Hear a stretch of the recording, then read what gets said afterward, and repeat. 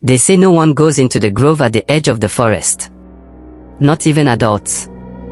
But that night, me and my friends were daring each other. I told myself I wasn't afraid, even though my stomach felt heavy. We had been teasing each other all evening, trying to prove who was the bravest, but deep down, I felt something was wrong. The wind whispered through the village trees like it was warning us to stay away. The moment we stepped inside, the air changed. It was colder than outside. The trees were so close together that the moonlight barely touched the ground. I could hear the leaves crunching under our feet, each sound echoing like someone was following us. Then I saw them, strange carvings on the trees. They looked like faces, but twisted and angry. Some had mouths that seemed to scream silently, and others had eyes that seemed to follow me wherever I moved. My friend laughed nervously, but I could feel something staring at us from the darkness.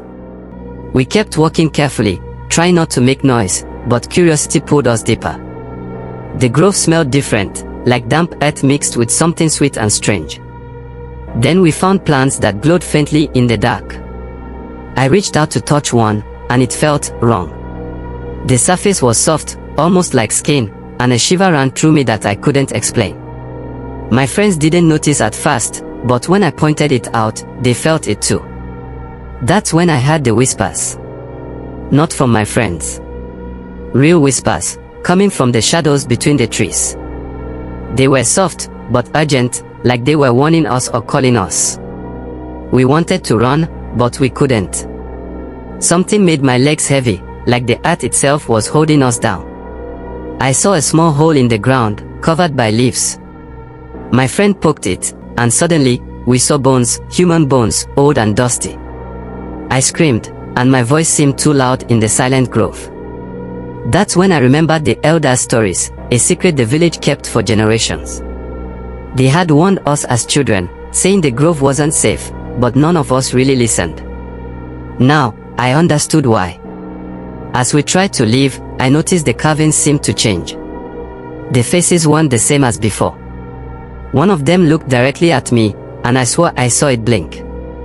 The whispers grew louder, almost like they were surrounding us.